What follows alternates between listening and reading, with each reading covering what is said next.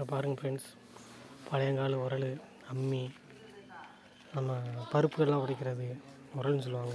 பருப்பு உடைக்கிறது, துவரம் பருப்பெல்லாம் உடச்சி தனித்தனியாக எடுக்கிறதுக்கு குழவி கற்கள் இல்லை அந்த காலத்து இது.